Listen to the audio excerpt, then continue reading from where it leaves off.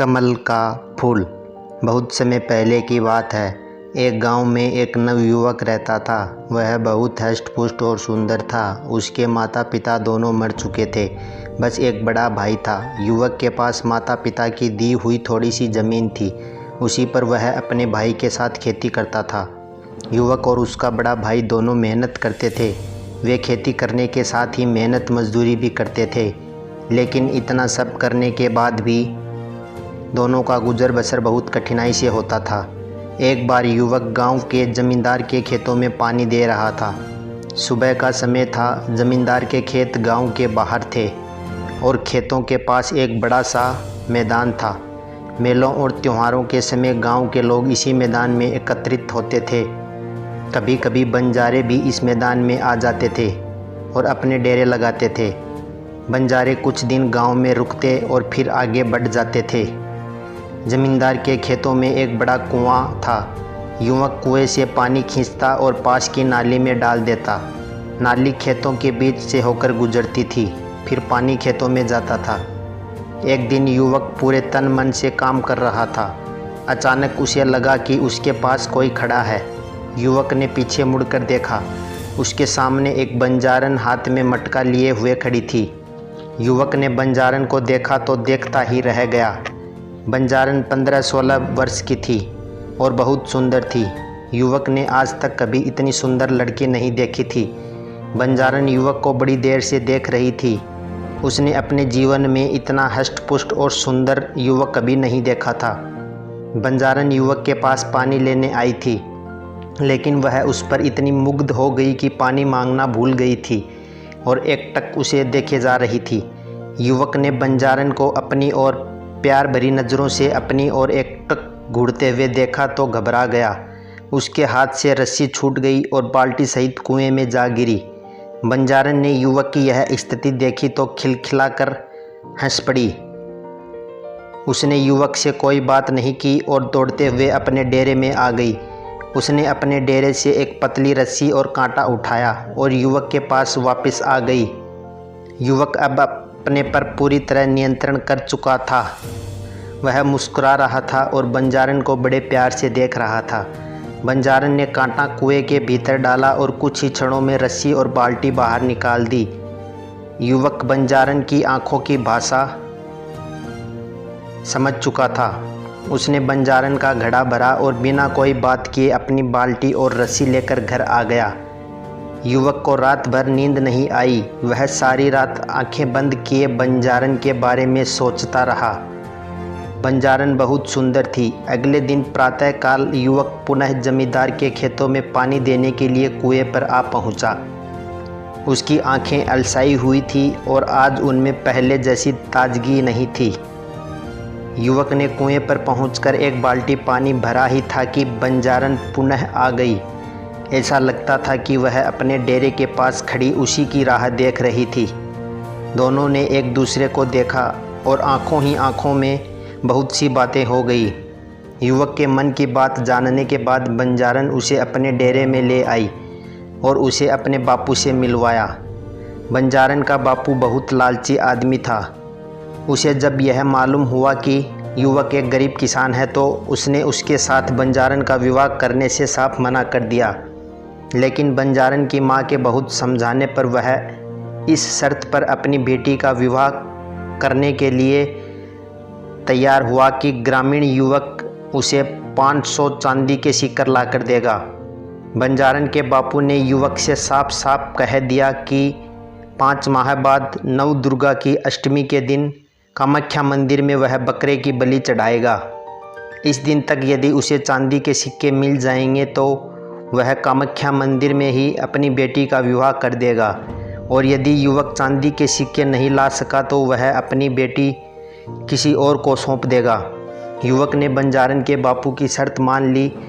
वह शरीर से हष्ट-पुष्ट और मजबूत होने के साथ ही बड़ा साहसी भी था। उसे विश्वास था कि वह किसी तरह मेहनत मजदूरी करके चांदी के 500 सिक्के इकट्ठे कर लेगा। बंजारे 3 दिन गांव में रुककर चले गए। उनके साथ बंजारन भी चली गई।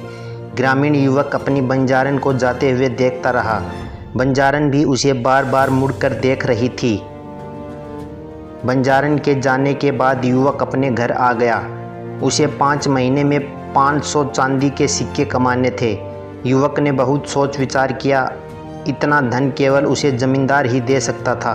अगले दिन युवक जमींदार की हवेली पर पहुंचा और उसने जमींदार को अपनी समस्या बताई। जमींदार ने उसकी बात बड़ी ध्यान से सुनी। वह युवक को 100 सिक्के प्रति माह इस शर्त पर देने के लिए तैयार हो गया कि वह दिन रात जमींदार का काम करेगा। युवक ने जमींदार की बात मान ली और जमींदार की सेवा में लग गया। युवक बहुत मेहनती था। वह दिन भर जमींदार के खेतों में काम करता और रात को जमींदार की हवेली में आ जाता और जमींदार उसे जो भी काम देता वह करता।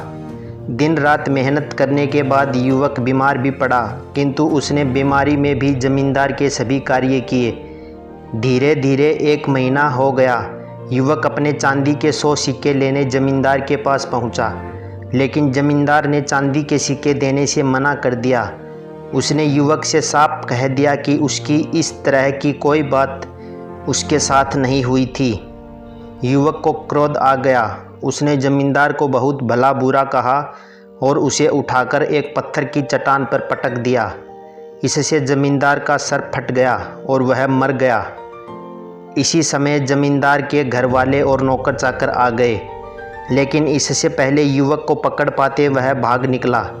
जमींदार के नौकरों ने उसका पीछा किया, लेकिन पकड़ नहीं पाए। फिर युवक डर के मारे बंगाल चला गया। यह स्थान उसके लिए नया था।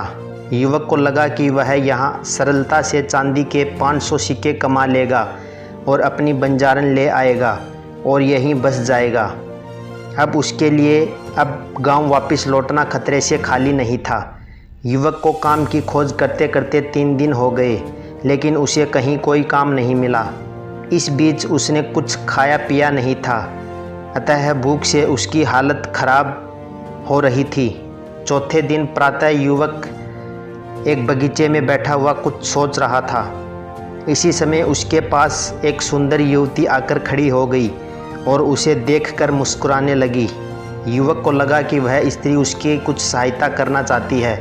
उसने उसे अपने पास बिठाया और सारी बातें बता दी। सुंदर स्त्री ने युवक की बातें बड़ी ध्यान से सुनी। उसने उसकी सहायता करने का आश्वासन देकर अपने महल में ले आई। सुंदर स्त्री का महल बड़ा आलीशान था। सुंदर स्त्री ने युवक को भोजन कराया और आराम करने के लिए एक शानदार बिस्तर दिया।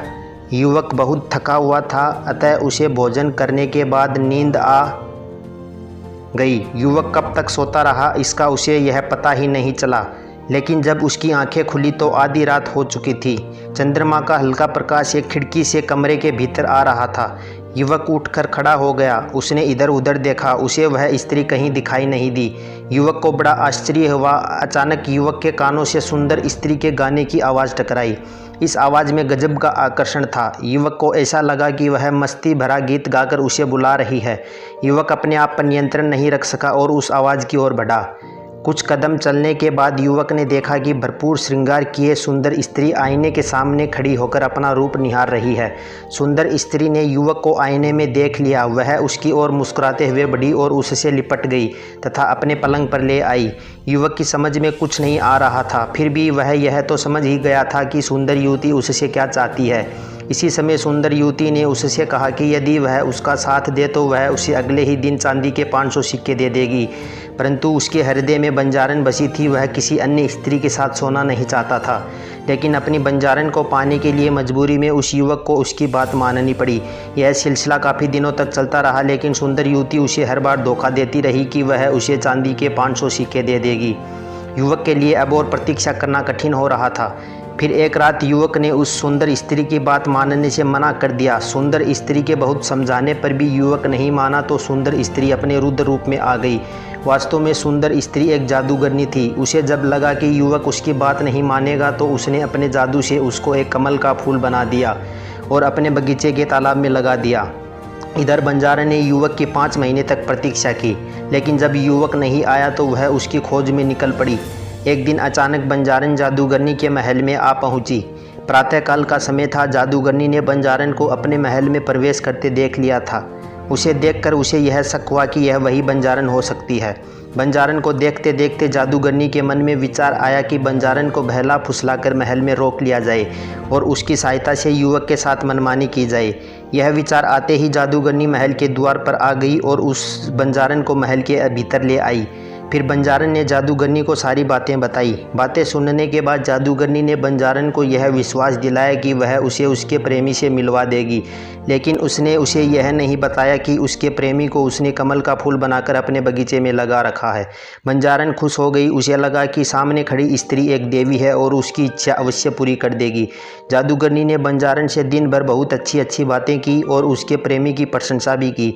जब उसे लगा कि बंजारन अब उसके जाल में फंस चुकी है तो जादूगरनी ने उससे कहा कि वह उस युवक से बहुत प्यार करती है, अतः दोनों को उसका प्यार बराबर बराबर मिलना चाहिए। बंजारन को जादूगरनी से ऐसी आशा नहीं थी। वह सब कुछ बांट सकती थी लेकिन अपना प्यार नहीं। वह अपना प्यार पाने के लिए ही अपना सब घर बार छोड़कर आई थी। जादूगरनी ने बंजारन को बहुत समझाने का प्रयास किया किंतु बंजारन नहीं मानी और भड़क उठी। जादूगरनी को भी क्रोध आ गया। उसने अपने जादू से बंजारन को एक कीड़ा बना दिया। बंजारन को सब समझते देर नहीं लगी, लेकिन अब बहुत देर हो चुकी थी। फिर भी वह खिड़की के रास्ते से महल के बाहर आ गई। इसी समय कीड़ा बनी बंजारन के कानों से उसके प्रेमी युवक की आवाज़ टकराई। यह आवाज़ उसे अपने पास बुला रही थी। बंजारन ने इधर उधर देखा। यह आवाज़ महल के तालाब में खिल रहे कमल के फूल से आ रही थी। कीड़ा बनी बंजारन के सब कुछ समझ में आ गया। जादूगरनी ने उसके प्रेमी को कमल का फूल बना दिया था। वह तेज़ी से कमल के पास पहुंची और उसी में समा गई। इसी समय खिला हुआ कमल बंद हो गया। जादूगरनी बहुत क्रोध में थी। वह कीड़ा बनी बंजारन को ढूंढते ढूंढते तालाब के पास आ पहुंची, लेकिन उसे वह नहीं मिली। इसी समय कमल मुरझाया और अपने भीतर कीड़ा बनी बंजारन को लिए हुए पानी में समा गया।